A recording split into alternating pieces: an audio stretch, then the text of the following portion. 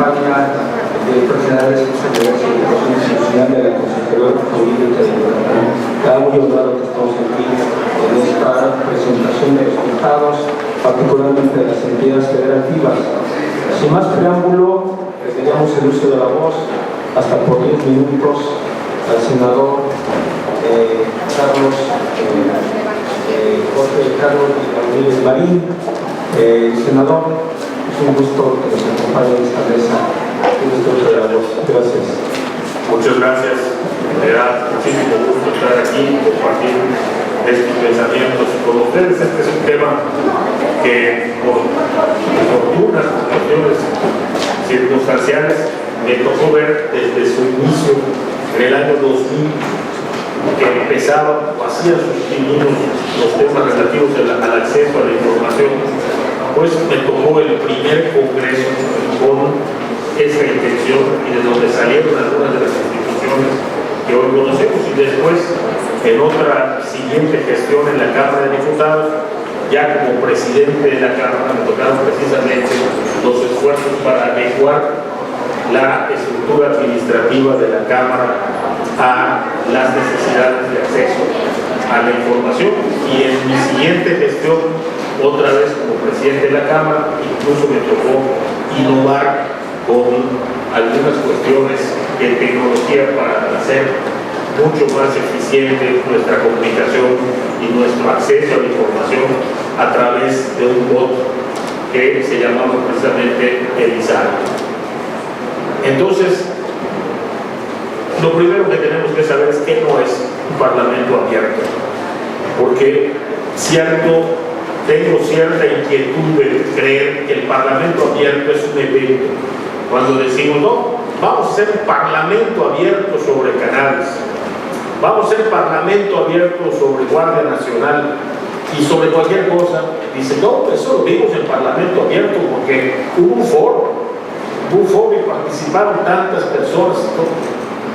El parlamento abierto es un proceso, y un proceso que tiene, pienso que tienes la primera lámina, es un proceso que tiene que cumplir estos principios.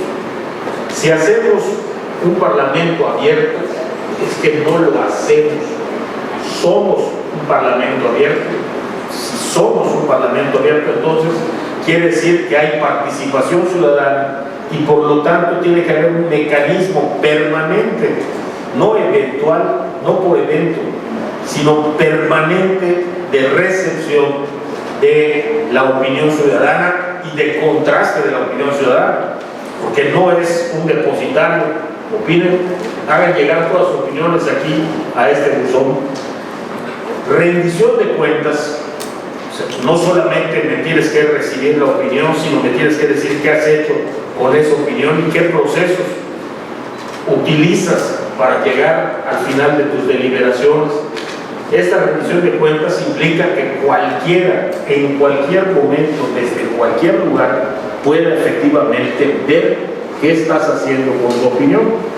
Eso es transparencia también, y por lo tanto acceso a la información que tiene que ser, insisto, no eventual ni casual, sino un proceso instalado en todas las funciones de la Cámara de Senadores. Y eso implica forzosamente utilizar tecnologías de la información para establecer una comunicación efectiva. ¿En qué usamos nuestras tecnologías? Tenemos una página, tenemos redes sociales y son muy lindas, son sexys.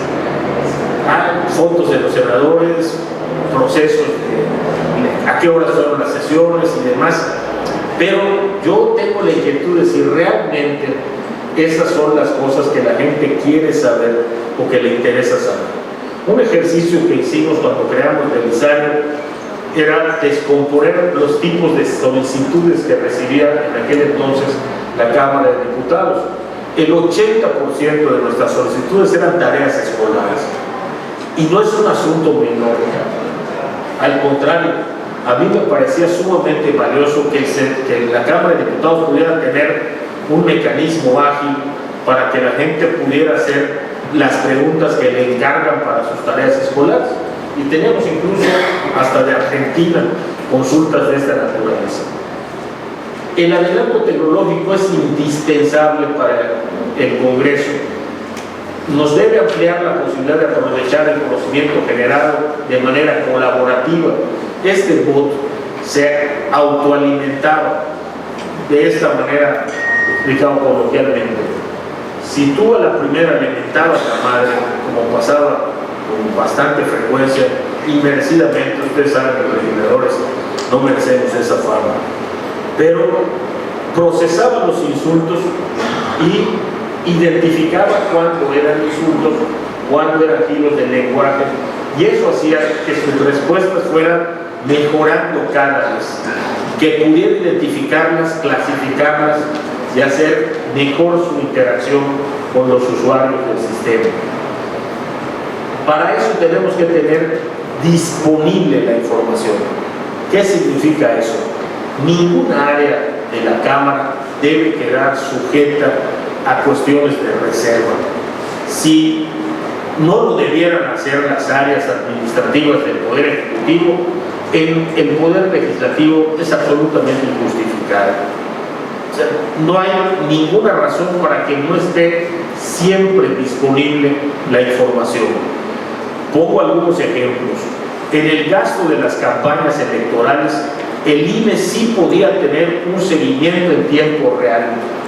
No entiendo por qué en las cámaras, en el Congreso, no podemos tener un seguimiento en tiempo real del gasto. Es tan simple, tan automático. Posiblemente ahora las nuevas disposiciones del SAT con la facturación electrónica obligada, etcétera, hagan mucho más efectivo este principio, pero la disponibilidad es indispensable. Normalmente lo que nos gusta hacer es compararnos, y entonces en ese sentido les puedo decir cómo estamos con respecto a los otros congresos. La Red Latinoamericana para la Transparencia Legislativa, que reúne a 24 organizaciones de la sociedad civil de 11 países de esta región: Argentina, Bolivia, Chile, Colombia, Costa Rica, Ecuador, Guatemala, México, Paraguay, Perú y Venezuela, trabaja en la promoción activa de la transparencia, el acceso a la información y la responsabilidad de los parlamentos. ¿En dónde estamos? ¿Qué es lo que evalúan con respecto a transparencia de la Cámara de Senadores y del Congreso mexicano? 4 dimensiones. Primero, normatividad. Hay leyes respecto al tema de transparencia y participación. Labor del Congreso o Asamblea. Evalúa las prácticas efectivas de transparencia en el desarrollo del trabajo de la función legislativa. Verifica si hay un presupuesto y gestión administrativa enfocado a el uso de los distintos niveles de transparencia a través de los recursos públicos asignados al Congreso.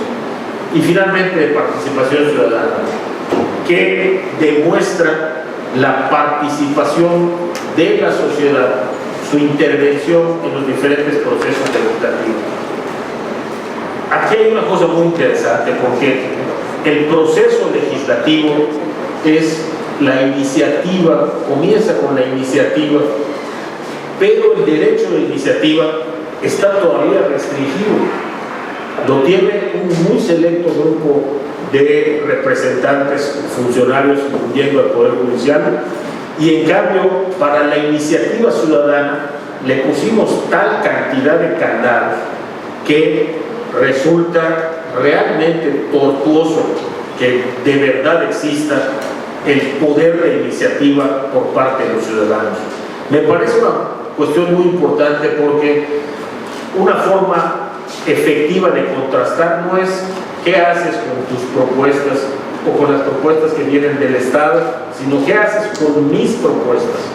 Si esta es una iniciativa que yo encabecé y que reunió y alcanzó las condiciones para presentarse como iniciativa, ¿qué haces con esa propuesta? En cambio, el poder de iniciativa que tenemos los legisladores es absoluto. ¿Cuántas iniciativas se presentan cada periodo legislativo? Más de 1000. ¿Qué ocurre? Pues bueno, por supuesto hay un rezago legislativo, le dicen, a todo lo que no se trata o no se estudia durante un periodo, pero es materialmente imposible. ¿Por qué ocurre esto? La presión de la sociedad sobre los legisladores inicialmente fue: ser buen legislador equivale a presentar una importante cantidad de iniciativas, lo cual es absolutamente falso. Imaginen ustedes un Estado de Derecho de por sí complicado como es el nuestro, con más de 200 distintas leyes y contando, que se dictaminaran efectivamente estas 1000 y pico de propuestas por cada periodo legislativo. Pues aunque solo se aprobara la mitad, ya sería imposible tener un marco legal escrito por lo menos. Pero la gente tiene que conocer qué propuso y debiéramos tener la posibilidad de que la gente evaluara lo que propusiste. Por allá, por ejemplo, se propuso en alguna ocasión, no me acuerdo, Daniel, si estabas tú en esa legislatura, no creo que estaba conmigo Guacho ya en esa época, y propuso a alguien una iniciativa para exigirle a las personas que roncan un examen adicional para que se les otorgue la licencia de automovilista. En primer lugar, las licencias de automovilistas son un derecho estatal, pero él quería incluirlo en la legislación y argumentó que las personas que roncan eran un verdadero peligro a la sociedad. Roncar destruye neuronas, destruye matrimonios y finalmente puede hacer que atropelle.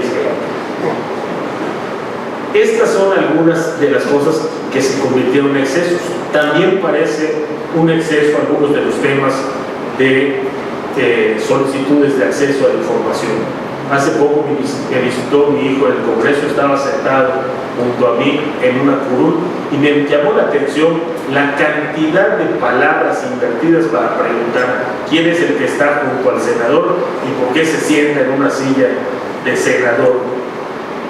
Como 3 hojas para solicitar que informara quién era el que estaba sentado junto a mí. La mayor parte de las solicitudes de acceso a la información en la Cámara de Senadores no tienen que ver con el contenido de las iniciativas. Sería muy interesante que preguntaran, por ejemplo, que diga el senador qué empresas promotoras del cultivo de cannabis o de la industrialización de la cannabis han tenido contacto con él. Pero eso no lo preguntan. Preguntan cuánto gana el senador, cuánto le va a tocar al senador por Navidad, qué está haciendo el senador con su nómina, cuánta gente en la nómina del senador. Esa es la mayor parte de los cuestionamientos o de las solicitudes de acceso a la información, porque no provienen de ciudadanos interesados realmente en el tema, en su mayoría provienen o de medios de información o de adversarios del senador que sospecha que está haciendo mal uso de alguna de las prerrogativas económicas que tiene en la Cámara de Senadores. Un tema interesante, por ejemplo, son las bibliotecas. Imagínense ustedes con tantas iniciativas, preguntémonos por qué no tenemos un acceso absolutamente abierto al contenido de las iniciativas. Y yo estoy seguro que el examen de estas nos arrojaría cuestiones muy importantes sobre la psicología y el comportamiento de algunos senadores. Porque definitivamente algunas de estas son solamente para sumar votos o, mejor dicho, puntos, de decir, para tu informe, presenté un total de 18 iniciativas. Otra pregunta interesante sería cuántas son auténticas, originales del senador y cuántas son me adhiero a la iniciativa.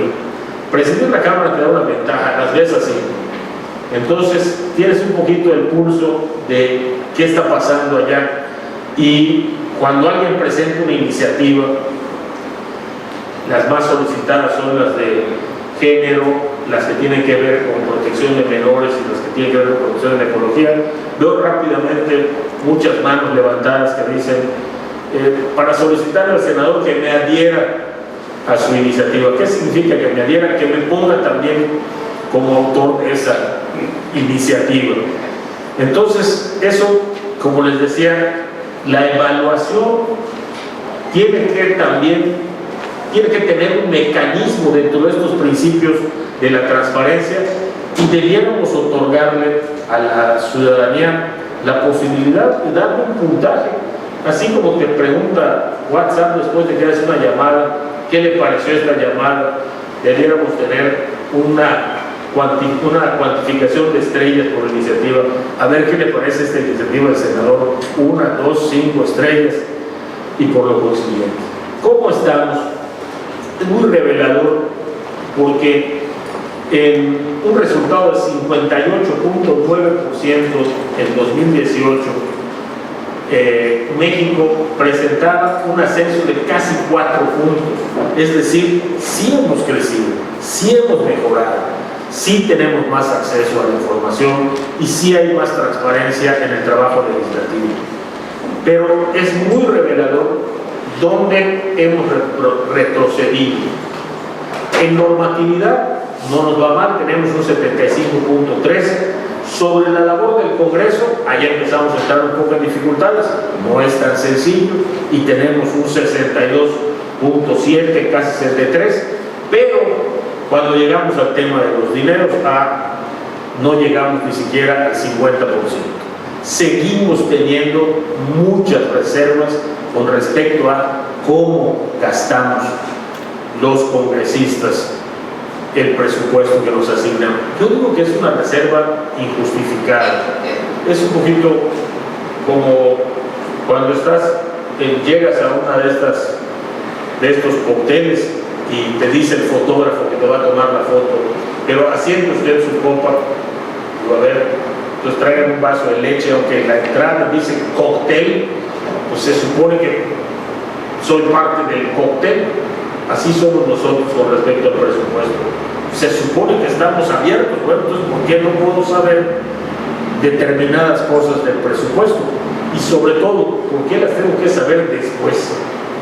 ¿Por qué tiene que llevar tanto tiempo contestar una solicitud de información cuando lo que contaría realmente es que mi sistema ni siquiera necesitara que me lo solicitaras? Pudieras tener acceso en tiempo real, las 24 horas del día, a todo lo que te interese saber con respecto al presupuesto. Todas las nóminas de senadores debían estar arriba, toda la nómina del Senado debiera estar arriba, la clasificación debía ser totalmente transparente y los sueldos también. En participación, atención ciudadana y rendición de cuentas, hay un 60.44. ¿Y cómo estamos con respecto a ese ascenso? Fíjense que bajamos en presupuesto y gestión administrativa, bajamos en cuanto a participación y atención ciudadana, pero mejoramos en el área de labor de Congreso o Asamblea. ¿Por qué? Porque nosotros, a pesar de considerar más como evento el Parlamento abierto que como un proceso, lo cierto es que sí se están abriendo las discusiones, particularmente las importantes a la ciudadanía.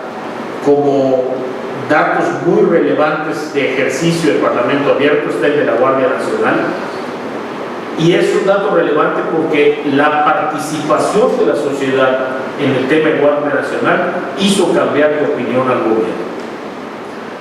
Es medio fake porque finalmente está un militar al frente de la Guardia Nacional, pero hubiera sido el diseño original si una enorme cantidad, fueron casi 7 días solamente para organizaciones de la sociedad civil, no se hubiera pronunciado a favor de la civilidad de la Guardia Civil por encima de su militarización. En plásticos se llevaron a cabo talleres, no se ha dictaminado todavía la ley, pero por lo pronto la participación de la iniciativa privada, de la industria, y sentir cuál era la opinión de la sociedad, hizo que el día jueves, unilateralmente, la industria ya firmara un compromiso con respecto a la producción de plástico y el medio ambiente. Para el 2025 se estará recolectando más del 80% de las botellas de PET y el 30% de todo el plástico, envases de alimenticios, de empaque, incluso los celulares. Y finalmente, para el año 2030, la recoja de PET será del 100% y del total de plásticos el 50%. Es un extraordinario avance. El reto más importante, cannabis. A mí me parece que lo que se ha instrumentado hasta hoy no es suficiente. La prueba es que a los consumidores no les hemos dado un espacio. A las asociaciones de consumidores no les hemos dado un espacio. Tampoco lo hemos hecho con el sector salud, que a mí me parece debiera ser el más importante en ese tema. Nos falta, por supuesto, queremos definir mejor el papel del senador como servidor público. Reconocemos la complejidad del proceso, pero tenemos los medios para hacerlo y no debiéramos escatimar esfuerzos. Yo creo que en los datos del 2019 veremos todavía más mejoras en relación a lo que hemos avanzado. Creo yo que vamos por el camino y bien, tengo mucha fundada esperanza de que muy pronto estas reservas que hoy tenemos hayan desaparecido y que no veamos el Parlamento solo como una cuestión por evento, sino permanente, con una forma permanente de recoger la opinión de la ciudadanía. Muchísimas gracias.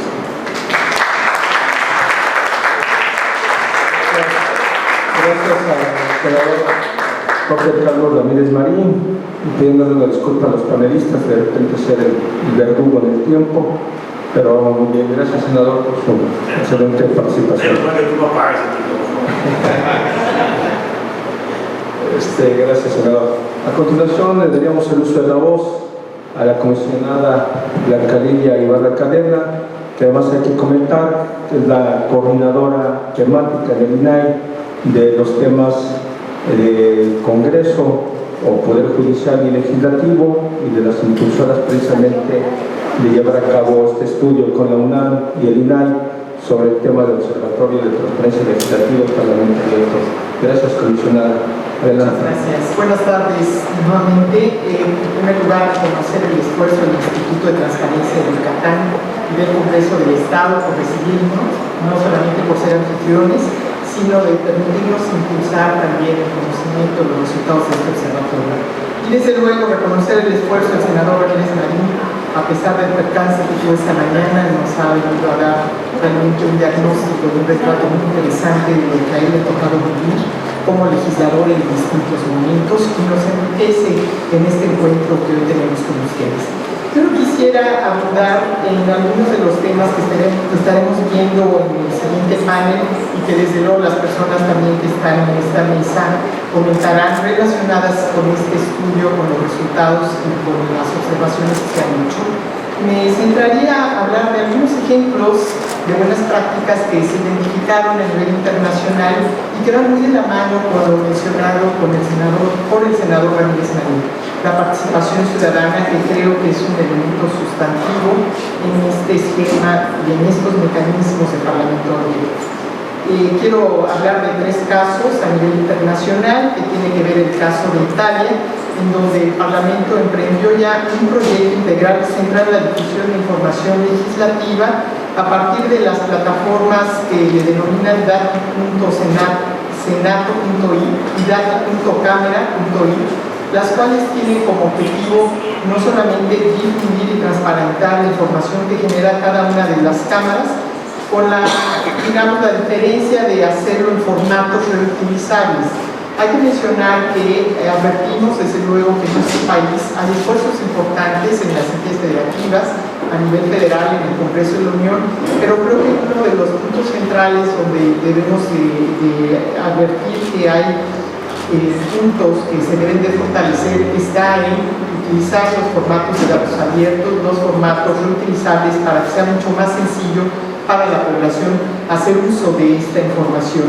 En el caso de neozelandés, en donde se desarrolló el sistema de submissions para involucrar a la ciudadanía en el desarrollo de actividades legislativas. Este sistema se centra en esa oportunidad de presentar opiniones, recomendaciones y observaciones, es decir, hay una retroalimentación entre lo que presentan los propios legisladores y lo que realmente impactan y opina la ciudadanía en general a partir de esas iniciativas y proyectos legislativos. Es decir, esta retroalimentación permite a los propios legisladores fortalecer sus argumentos y por eso es que hay un buzón abierto permanente para recibir la opinión ciudadana. En tercer lugar, se menciona en este estudio que presentamos el caso de Reino Unido, que implementó un proyecto centrado en brindar la oportunidad de brindar a la ciudadanía pues esta forma de hacer solicitudes y peticiones de manera electrónica. Hoy en día, en la era digital, donde las redes sociales pues nos permiten tener una comunicación bidireccional, también en Reino Unido han buscado que esto sea permanentemente abierto para que la gente pueda opinar, pueda presentar peticiones. Lo dejan publicado a lo largo de 6 meses y bueno, pues a partir de ese momento la Comisión de Peticiones puede determinar, tomar alguna de esas propuestas que la ciudadanía está presentando. En América Latina tenemos algunos ejemplos de 7 países. Uno de ellos es Argentina. La Cámara de Senadores ha impulsado un proyecto llamado Voto Ciudadano, por el cual las personas pueden enviar sus aportaciones sobre alguna tramitación legislativa en particular o agregar algunas conclusiones a iniciativas de control parlamentario. En segundo lugar, se menciona el caso brasileño como uno de los principales y más representativos esfuerzos que se han desarrollado para la implementación de Parlamento Abierto en América Latina.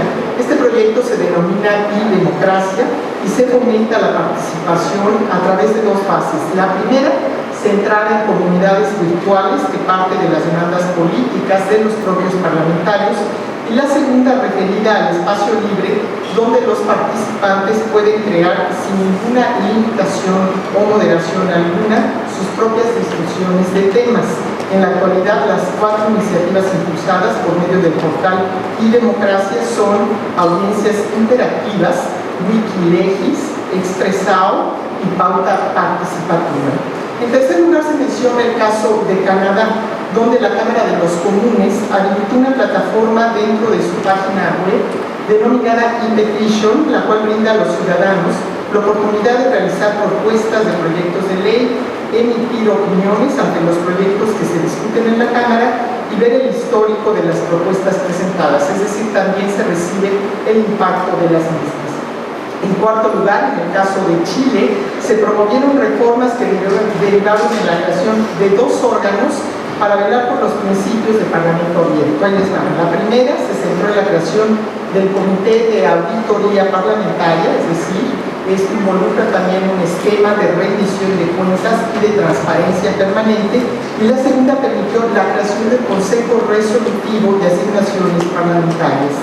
En el quinto lugar, Colombia creó la iniciativa denominada Mi Senado, que permite a los usuarios conocer los proyectos de ley que se discuten en el Pleno del aforo de los senadores en dichas sesiones, además de votar, sí, votar en tiempo real, al igual que lo hacen los senadores. Y veamos ahí qué ocurre en los resultados, donde, bueno, pues muchas veces no necesariamente van en igual sentido que los votos de los propios senadores. Esto sucede en Colombia. En sexto lugar es el caso de Ecuador, que se refiere a cómo se han acercado la ciudadanía a las actividades parlamentarias por medio de las denominadas Casas de la Asamblea Nacional, CAN, que tienen el objetivo de establecer un espacio de contacto directo, no solo cuando el senador o el diputado regresa a su distrito, cuando lo hace, sino que esto se trata de mantener permanentemente un diálogo para que conozcan las iniciativas que se están discutiendo en la Asamblea o incluso que ya fueron aprobadas. En séptimo lugar, el último es en Paraguay, se desarrolló una plataforma electrónica llamada Sistema de Información Legislativa para permitir el registro y seguimiento electrónico de los procesos de discusión. Y me faltaba uno, perdón, el caso peruano, donde el Congreso de la República desarrolló el proyecto denominado Parlamento Virtual Peruano, que funge también como un espacio interactivo de participación ciudadana. Lo que advertimos en estos ejemplos es que sin duda están caminando a partir de las nuevas tecnologías y la innovación para que esto fortalezca la interacción con la gente. Es uno de los renglones que en este estudio se advierte tienen oportunidad de mejorar y de crecer. Recordemos que en este estudio se analizan 4 elementos sustantivos del Parlamento abierto y en estos 4 ejercicios se advierte que el tema de la participación ciudadana y la innovación tecnológica son los que más bajo están calificados. Finalmente, yo simplemente quisiera comentar que en efecto el reto del INAI para que el derecho a saber se conozca por cualquier persona y sobre todo se utilice, tenga un sentido de utilidad social, lo estamos atendiendo efectivamente en todos los PECs obligados, que son más de 870 en el ámbito federal, pues se reciben una serie de solicitudes de información que no necesariamente van de la mano con esta rendición de cuentas del trabajo que se está haciendo en los 3 niveles de ámbitos de gobierno. Sin embargo, también hay que reconocer que se trata de un derecho humano donde, para fortuna nuestra, pues se puede ejercer con total libertad esa posibilidad de preguntar cómo se está ejerciendo un cargo público.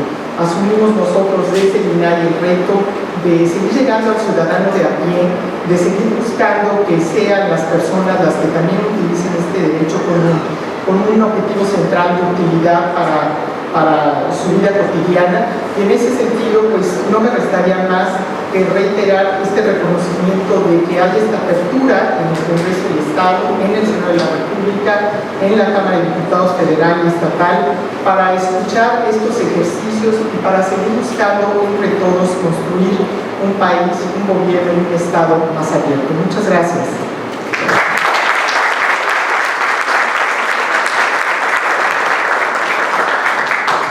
Gracias, comisionada de la Academia Ibarra Calera, por su participación y por compartir con nosotros las reflexiones en torno a este tema del Observatorio de Transparencia Legislativa y Parlamento Abierto. A continuación, le daríamos el uso de la voz al doctor Lisandro Devoto, profesor adscrito al Centro de Estudios Políticos de la Facultad de Ciencias Políticas y Sociales de la UNAM, y que junto con Kevin Puente son autores precisamente del ejercicio tanto del Senado de la República como de las entidades federativas, entre ellos estuvo Puebla, Yucatán, Jalisco y Nuevo León, a través de una serie de parámetros y que pueden consultar precisamente a través del código QR, que al entrar a la sala estamos chequeando tanto el código QR como el texto.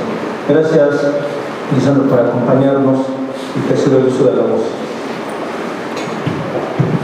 Bueno, muchísimas gracias, muchas gracias por la invitación nuevamente al INAI, al Congreso del Estado de Yucatán. Un gusto estar aquí con ustedes y compartir este panel, así que gracias también a quienes nos acompañan. La verdad, la intención es un poco presentarles de manera muy resumida lo que pueden tener acceso, como recién les comentaba el licenciado Federico Guzmán, pueden tener acceso tanto en físico como en electrónico. Así que la idea es esto es un estudio que se hizo en el marco del Observatorio de Transparencia Legislativa y Parlamento Abierto, que impulsan el INAI y la UNAM, en este caso con la Facultad de Ciencias Políticas y Investigaciones Jurídicas de la UNAM. Entonces, no me voy a detener demasiado aquí, porque ya se ha comentado, el senador lo incluyó en su presentación, de qué se trata, qué es el Parlamento Abierto, lo pueden leer ahí, además de lo que ya se comentó. Creo que es importante entender un poco el contexto en el que surgen estas discusiones del Parlamento Abierto, y esto tiene que ver con la desconfianza en las instituciones democráticas que expresa la sociedad, no solo mexicana, sino en general de muchos países en el mundo y particularmente en América Latina, algo que se ha venido profundizando en los últimos años. De hecho, si nosotros miramos los resultados del Latinobarómetro 2018, que hasta ahora es el último que salió, vemos que la confianza en el Congreso, por ejemplo, en América Latina es muy baja, en México es de alrededor del 22%, las personas que dicen confiar mucho o algo en el Congreso, y lo mismo en los partidos políticos, la confianza es de 11% de los ciudadanos que dicen confiar mucho o algo en los partidos políticos. Y en los órganos legislativos tenemos estas dos cosas, ¿no? Desde el Congreso está conformado por diputadas, diputados o senadores, dependiendo la Cámara, que pertenecen a partidos políticos y no gozan de la confianza de la ciudadanía. Esquemas como el de Parlamento Abierto están generados justamente para tratar de acotar esas distancias, de atender esas desconfianzas, un poco lo que ya se abordó previamente en las presentaciones, y eso permitiría, entre muchas otras cosas, acercar el trabajo legislativo a la sociedad, a la ciudadanía. Entonces, pasando la definición, vemos que lo que hemos abordado en este estudio, el marco conceptual que trabajamos en el observatorio, tiene que ver con las distintas funciones del Poder Legislativo y las dimensiones del Parlamento Abierto que tomamos para este trabajo. Entonces, las funciones del Poder Legislativo las pueden ver en azul: la función legislativa, administrativa, de control y presupuestaria. Son las 4 funciones que analizamos en el caso de los congresos de las entidades federativas. Y las dimensiones del Parlamento Abierto giran en torno a las 4 que pueden ver ahí: transparencia, participación ciudadana, uso de nuevas tecnologías y plataformas digitales, y la integridad y responsabilidad parlamentaria. Muy brevemente lo voy a ir pasando, no es la intención de tenerme aquí, pero pueden ver ahí de qué se trata la función legislativa, la función central de cualquier órgano parlamentario o de cualquier congreso. La función administrativa relativa a los nombramientos, ratificaciones, designaciones de algunos otros órganos de gobierno o organismos autónomos, incluso también aquellas relativas a la vida interna del propio Congreso. La función de control sobre aquellas acciones de supervisión que tiene el Congreso sobre el gobierno, sobre el Ejecutivo, para tratar justamente de limitar, de que no haya excesos en el ejercicio de sus atribuciones. 3 actividades principales, como pueden ver ahí: la pregunta parlamentaria, las comparecencias de funcionarios y las reuniones de trabajo con funcionarios de gobierno por parte del Congreso, en sus comisiones o en el Pleno, y la función presupuestaria, que obviamente tiene que ver con aquellas atribuciones que tienen los congresos sobre la aprobación del presupuesto enviado por el Ejecutivo. En cuanto a las dimensiones del Parlamento Abierto, la transparencia, que en general es aquella en la que los congresos estatales muestran mayores avances. Esto también se ha presentado en el diagnóstico del Parlamento Abierto que ha generado un grupo de organizaciones de sociedad civil aquí en México, que tuvieron un primer diagnóstico en 2015 y luego en 2017 el segundo. Se ve que claramente la transparencia es en lo que más se ha avanzado, es una discusión que está más asentada, en la que se registran muchísimos más avances. La participación ciudadana, y aquí tiene que ver particularmente con el hecho de acercar al ciudadano a la vida parlamentaria, y como se decía en la definición y como fue comentado previamente en el panel, poner al ciudadano en el centro de la vida parlamentaria, escuchar qué tienen para decir, qué hay en la sociedad para decir, cuáles son sus preocupaciones, sus intereses, qué piensan de lo que se está discutiendo en el Congreso. Entonces aquí la sociedad tiene un rol mucho más importante, y sobre todo en las comisiones, que es realmente donde se hace gran parte del trabajo legislativo. El uso de nuevas tecnologías y plataformas digitales, obviamente como facilitador, todas estas tareas, las plataformas digitales y las nuevas tecnologías claramente pueden facilitar la participación ciudadana, la transparencia, la rendición de cuentas. Todas las demás se ven fortalecidas y pueden potenciarse con el uso de las nuevas tecnologías, incluidas ahí las redes sociales. Y la última, integridad y responsabilidad parlamentaria, que tiene que ver con que el ejercicio del poder se apegue a los esquemas de ética, responsabilidad parlamentaria y rendición de cuentas. Y asociando el concepto de rendición de cuentas, que es un concepto más amplio que el de transparencia, y que tiene que ver con no solo transparentar las decisiones que se tomaron, los resultados de decisiones, sino justificar por qué se tomaron esas decisiones y explicar por qué esa decisión era mejor que otras. Entonces, es ir más allá que solo poner a disposición los dictámenes o solo poner a disposición, ¿sí?, las iniciativas o los decretos, sino explicar cómo se dieron los debates en las comisiones y por qué se votó una decisión y no otra, ¿sí?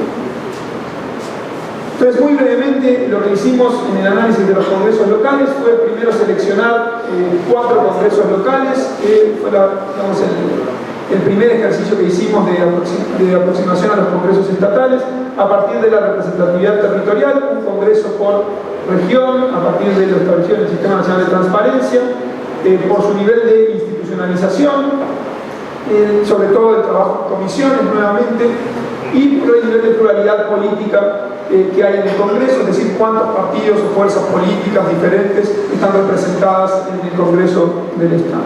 Tratamos de ver aquellos que tuvieran mayor nivel de institucionalización y mayor pluralidad política. Entonces, los 4 congresos, como se mencionaba, como decía recién Federico, que se eligieron fueron Puebla, Jalisco, Nuevo León y Yucatán, uno por región, como pueden ver ahí.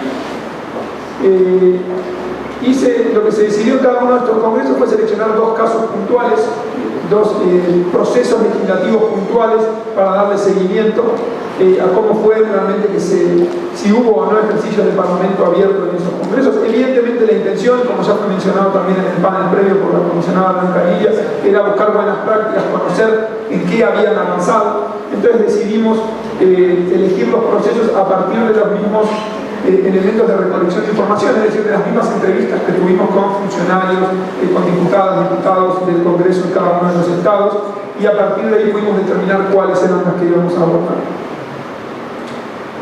Entonces, ¿qué se hizo? Simplemente esto para que ustedes sepan cómo realmente hicimos el estudio, así recogimos la información.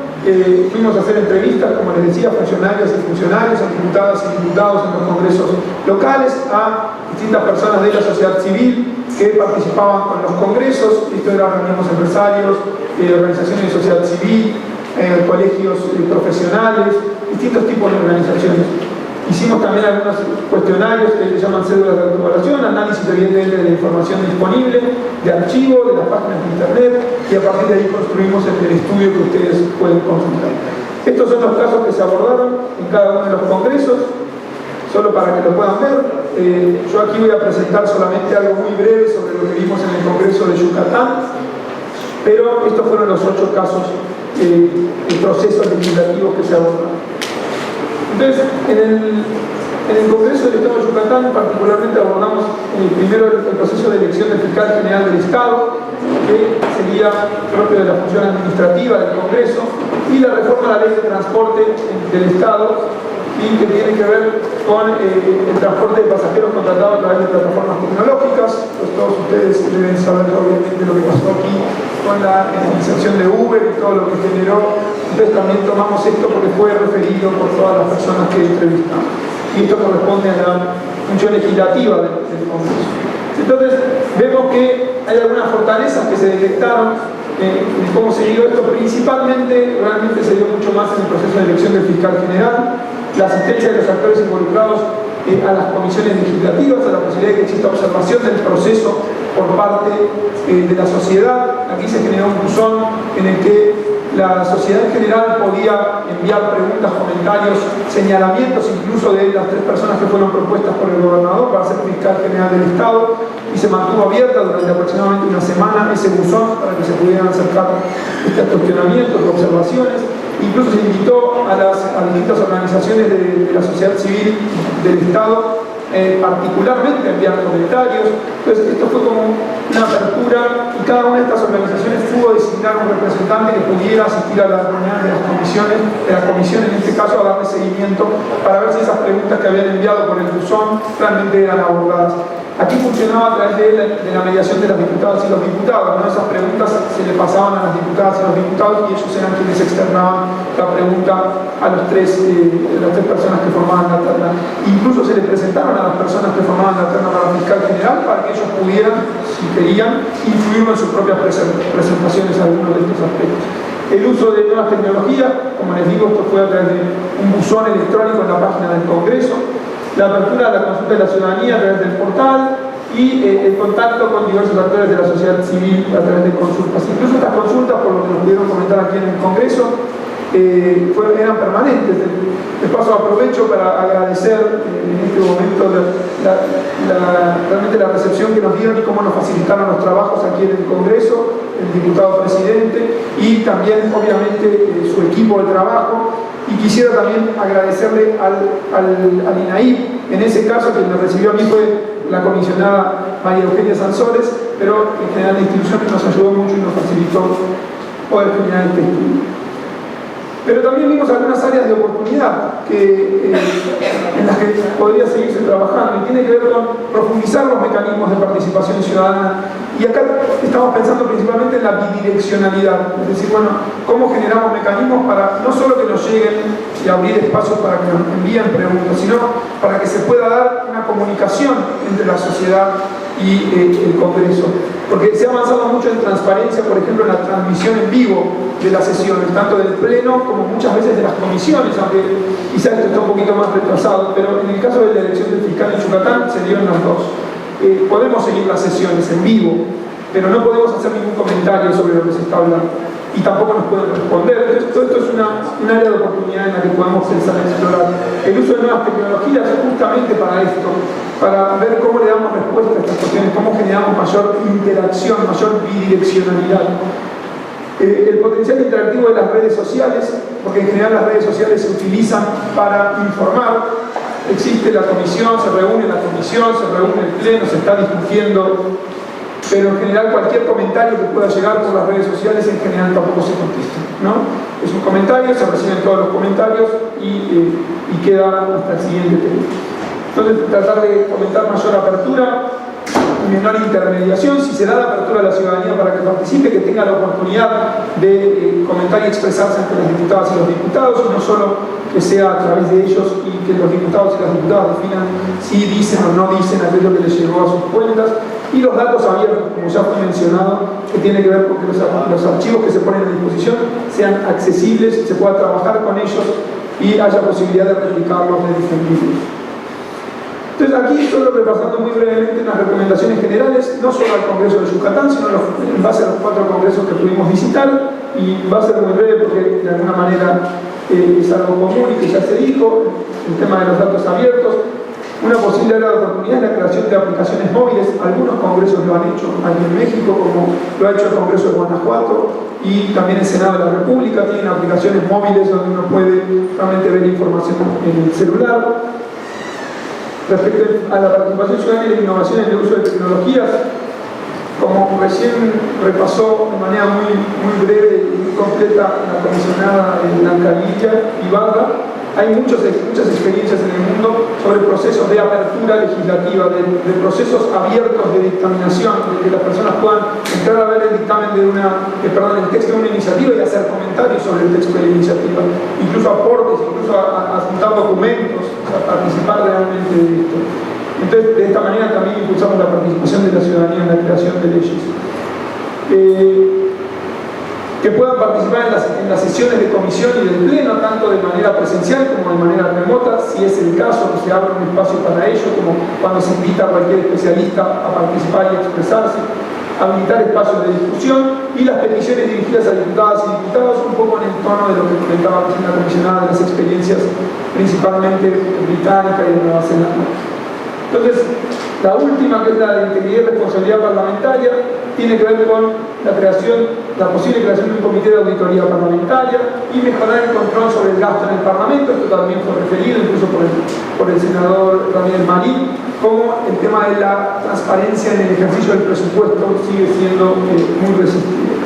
Entonces, hasta aquí lo dejo, cualquier cosa lo podemos comentar. Gracias.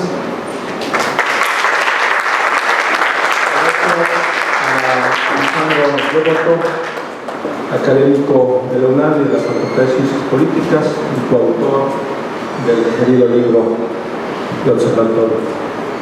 Gracias, Luciano. A continuación, le daríamos el uso de la voz a Rafael Rodríguez Méndez, director general de Servicios Legales y Vinculación Institucional de la Consejería de Yucatán. Adelante, por favor. Muchas gracias. Primero, buenos días. Agradecer la oportunidad tanto al INAI como al INAI por la invitación y al Congreso del Estado. Siempre que vengo aquí, ya que trabajé en 2 legislaturas por acá, siempre es recordar, es volver a vivir, y aquí siempre me he sentido en casa. Realmente un honor estar compartiendo panel junto con el senador Jorge Carlos, junto con el doctor Lisandro, junto con la comisionada Blanca Lilia, y por supuesto el maestro Francisco Guzmán como moderador. Saludo con mucho afecto, ya no se encuentra por aquí, al presidente del INAI, a mi amigo también Adrián Briceño, presidente del INAI. Y primero agradecer la oportunidad que me da el público de poder platicar un poco del análisis y sobre todo de la observación que hemos hecho de este trabajo que a grosso modo el maestro Lisandro, el doctor Lisandro nos ha explicado. Realmente creo que nos llevaría quizá una sesión mucho más larga explicar cada punto de lo importante y realmente relevante que ha sido este trabajo. Para dar inicio a esta participación, me gustaría definir de manera muy personal el concepto del Parlamento abierto como la serie de políticas públicas que crean y hacen factible el vínculo necesario que debe existir entre los órganos representativos o de elección popular y por supuesto la sociedad, para involucrar a esta última con los ciudadanos en la toma de decisiones de nuestros representantes e ir más allá como fiscalizadores de las responsabilidades diarias de cada uno de quienes han sido electos de manera directa o indirecta. Recordemos que la labor del legislador va más allá de lo que su nombre indica, ¿no? No solo es legislar, sino cuenta con labores especiales como es la fiscalización, el nombramiento y ratificación de funcionarios, la determinación del presupuesto y vigilancia del fin del gasto público, y es por ello que el esfuerzo de organismos de la sociedad civil, de la mano con la academia e encaminados con nuestros órganos garantes, toma importancia, más aún con una ciudadanía que ha dejado muy en claro en fechas recientes que la falta de confianza en sus representantes populares es uno de los males que más aquejan. Lo anterior conlleva a una reinvención del poder legislativo que incluya a la ciudadanía en su trabajo diario, tanto de pleno y de comisiones. Por tal motivo, les repito, es de reconocerse que la labor conjunta entre el INAI, la UNAM y el Observatorio de Transparencia Legislativa y Parlamento Abierto, que han abordado el estudio de los temas que hoy nos traen a brindar un análisis, en mi caso como un simple aprendiz y observador silvestre del tema. Como antecedentes valioso destacar que el Congreso del Estado de Yucatán siempre ha estado en la vanguardia, cuando, por ejemplo, el año del 2017, cuando apenas comenzaba a analizarse el tema, demostró un puntual interés en políticas de apertura parlamentaria. Una de ellas fue una serie de sesiones itinerantes en materia de producción agrícola, ganadera y pesquera, que los legisladores tuvieron a bien sesionar e interactuar en los sitios que se necesitaba el apoyo parlamentario. Ahora bien, pasando a la evaluación, voy a ser muy puntual en destacar que Jalisco enfatizó dos acciones. La primera relacionada con la elección de comisionados y ciudadanos de su órgano garante en materia de acceso a la información, y la segunda que se refiere a las reformas para el sistema local anticorrupción. En ambos casos, el Congreso jalisciense puso en marcha el Infoleg, un sistema que facilita los archivos, que reordenan la actividad parlamentaria, pero hay un detalle que faltó la retroalimentación, eso que muy bien lo menciona el doctor Lisandro, esa falta de interacción entre el público, entre la sociedad, junto con los diputados.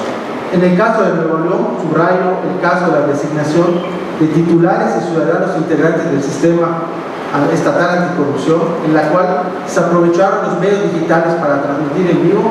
Sin embargo, faltó la información respecto a la selección del grupo de integrantes del grupo ciudadano que iba a estar pendientes del proceso, así como información completa respecto a las entrevistas de los candidatos.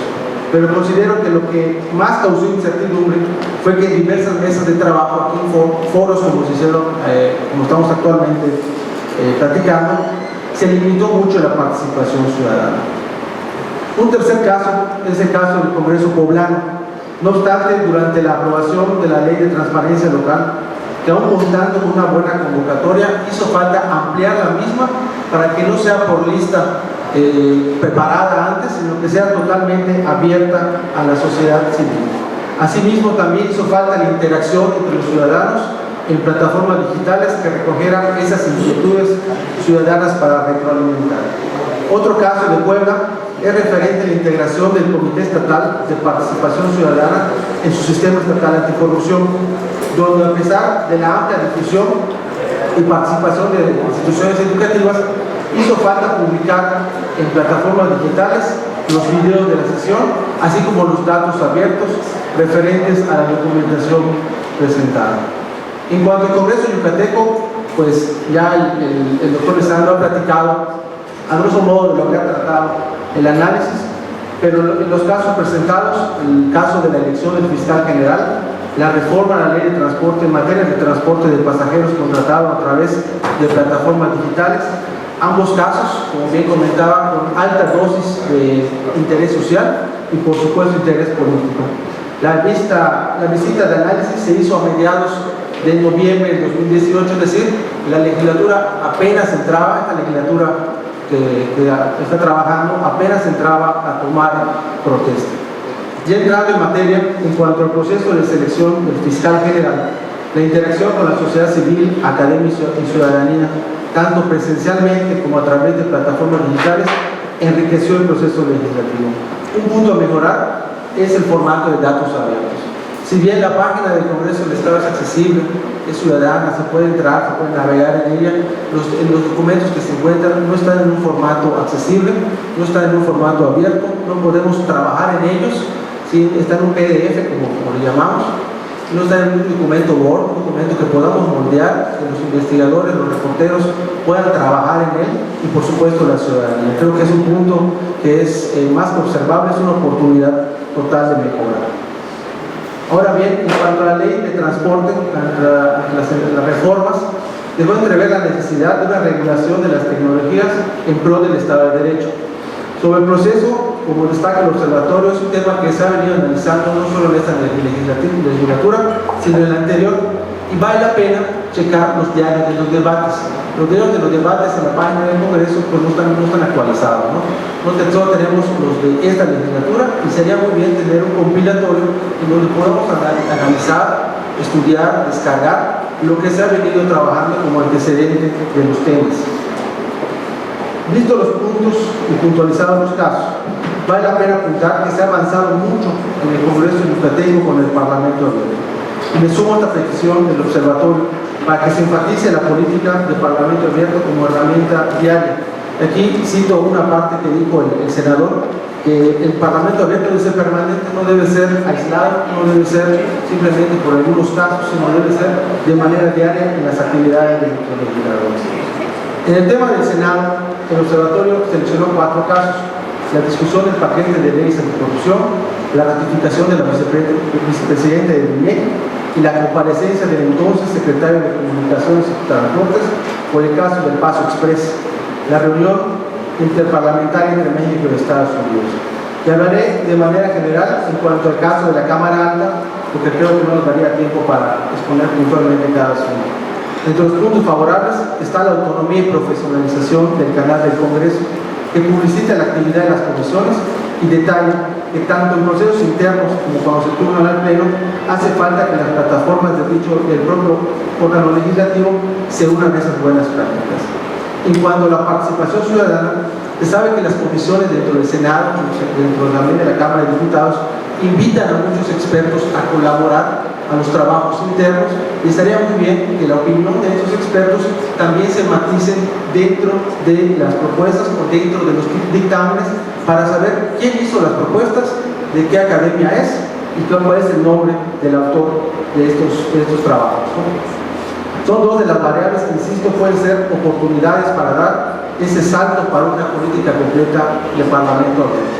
Ahora bien, para culminar, de lo observado y analizado, así como lo escuchado con el conjunto de mis compañeros y compañeras de panel, quiero aportar 3 aspectos visibles de mejora y su posible solución en este foro. Primero, datos abiertos. Mucha de la documentación que nos encontramos en plataformas digitales, en páginas oficiales, en sitio web de aparatos políticos no se encuentran en formatos abiertos. Sería bien que se pierda el miedo a disponer en lo posible y tengamos documentos abiertos para que puedan ser eso, puedan ser analizados, puedan ser discutidos y puedan ser moldeados. Fortalecer las tecnologías de la información como segundo punto. Aquí el tema también nos involucra mucho tema presupuestal y sabemos que los tiempos ahorita pues no son los mejores para invertir en el tema. Pero, por ejemplo, a nivel internacional existe el caso de Chile Compra, que es gobierno abierto. Chile Compra es una plataforma que el gobierno chileno tiene, que saca las licitaciones que necesita el gobierno y la ciudadanía participa activamente. La ciudadanía se da de alta en un padrón y participa en tiempo real en las licitaciones, y creo que eso es una muestra de voluntad y de apertura gubernamental. Como número 3, vincular al sector académico, organizacional y social de manera profesional y pública. Esto no solo legitima el proceso, sino enriquece al escuchar e interactuar con los representantes de todos los sectores sociales, empresariales y académicos. Ejemplo del anterior es el Consejo Consultivo del Presupuesto y Gasto Público, que ha implementado desde que fue alcalde el entonces gobernador Mauricio Vila, con el éxito conocido. Allá se propone, se discute y se interactúa en un ejercicio de democracia que al final la sociedad agradece o señala, ¿no? Estas propuestas son totalmente realizables. Existen casos de éxito a nivel nacional e internacional que en otros foros podemos comentar, pero que es posible llevarlo a cabo. Basta de voluntad política e interés social para realizarlos. Seamos parte del compromiso diario de la democracia. De nueva cuenta, muchas gracias y quedo a sus órdenes.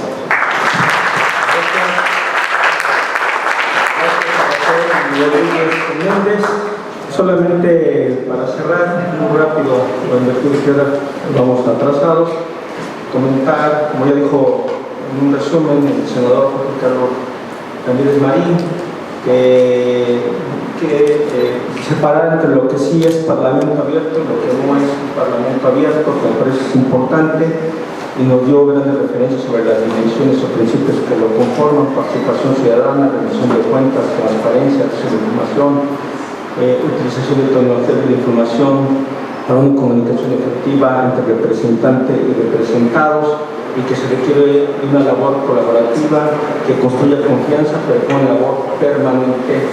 Y bueno, algo que muy importante que destacó, me parece que se ha hecho y condiciona tanto el tema de la iniciativa ciudadana, que es necesario profundizar, como es el caso de Nuevo León, que cualquier ciudadano puede presentar la iniciativa sin necesidad de ninguna condición. En el caso de la Comisión Rentería de Ibarra Cadena, nos dio ejemplos en el caso de Argentina, voto ciudadano, que personas pueden enviar opiniones o proyectos. El caso de Brasil, el proyecto de democracia, la red de audiencias interactivas, Wikileaks, expresado pautas participativas, pueden los ciudadanos opinar sobre asuntos del legislador, inclusive poner temas de interés en algunos de estos canales. Canadá, la plataforma o página web, donde los ciudadanos pueden realizar propuestas, proyectos a los proyectos legislativos. Está el caso de Colombia, iniciativa en el Senado, el caso de Ecuador, el caso de la Asamblea Nacional, o Perú, el caso del Parlamento Virtual, donde los ciudadanos también pueden opinar o recabar información sobre las actividades del Congreso. Está el caso de Nueva Zelanda, a través de sus misiones, ciudadanos opinan en los proyectos legislativos. El caso de Reino Unido, a través de las peticiones electrónicas, donde quedan disponibles en la página o algún legislador las puede hacer inclusive propias.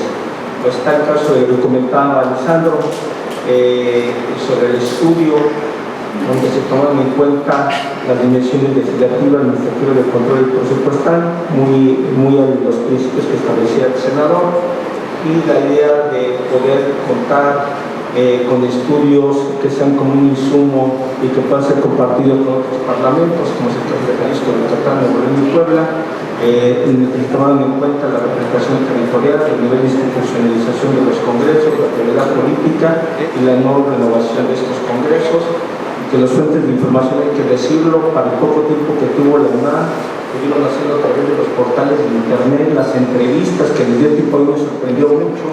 Aquí estuvo María Eugenia recibiéndolos, hicieron entrevistas y células de evaluación para poder retroalimentar precisamente estos casos muy bien documentados. Y bueno, finalmente lo que comentaba Rafael en sus recomendaciones, el tema de los datos abiertos para poder ser reutilizados y fortalecer el uso de las tecnologías.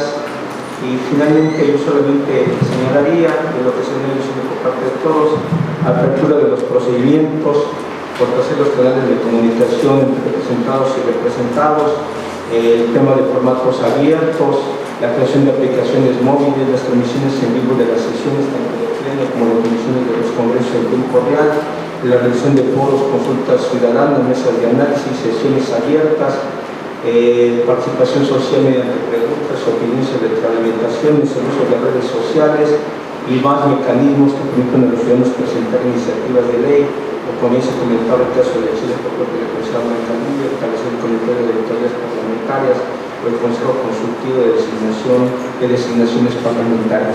Me parece que es un tema muy retroalimentador, más allá de las obligaciones de transparencia, y agradecerles a todos ustedes, particularmente a los panelistas que nos acompañan, senador Jorge Carlos Ramírez Marín, el querido Ibarra Cadena, Lisandro Devoto y Rafael Rodríguez Méndez. Muy amable por su participación y por haber retroalimentado estas reflexiones sobre el Parlamento también. Gracias.